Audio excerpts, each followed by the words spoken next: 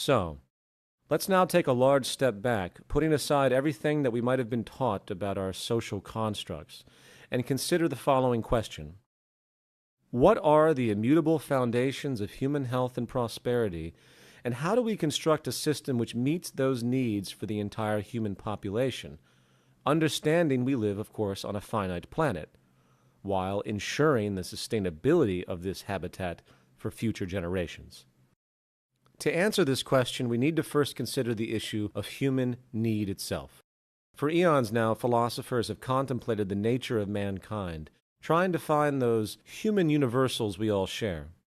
This, of course, is an ongoing debate with many speculations, yet when it comes to the arena of human needs, we do find a virtually universal set of commonalities amongst the entire species.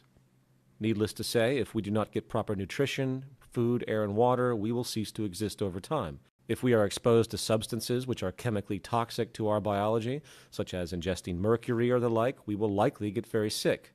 If we suffer a serious vitamin deficiency as a child, there is a predictable detrimental outcome for one's personal health, such as stunted growth or immunity problems. But as human sciences have progressed, we find that human needs do not stop at this basic, commonly observed level.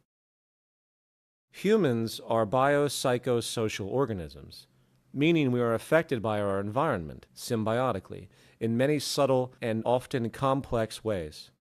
For instance, if a mother in the late stages of pregnancy suffers extreme emotional stress, flooding her system with cortisol, a stress hormone, the nervous system of that unborn child could be predictably compromised in a negative way for the rest of his or her life, for the fetus itself technically is learning about what the world is going to be like. This also goes for infancy and early childhood as well, a critical developmental period where the organism is literally being programmed or adapted to the possible nature of the world they exist in, an impression which has been found to carry over for the entire life of that person in many ways. And if that critical period is met with negative stress, suffering, and pain, that child's development could possibly evolve into predictable tendencies of behavior, including propensities for addictions and violence in later life. The point here, with respect to human need, is that the physical, mental, and emotional health of a person can no longer be considered an isolated or temporal affair. We are social and environmentally connected in a very real and multifaceted way, and if our intent as a society is to produce psychologically and physically balanced human beings, the whole of society must be designed to meet those needs, not to mention adapt as our understandings change and knowledge progresses.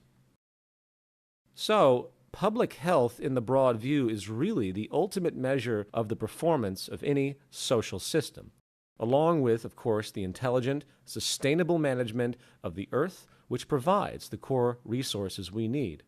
coupled as well with a social arrangement which is actually conducive for a healthy individual to prosper and hence the health of society itself and its progress.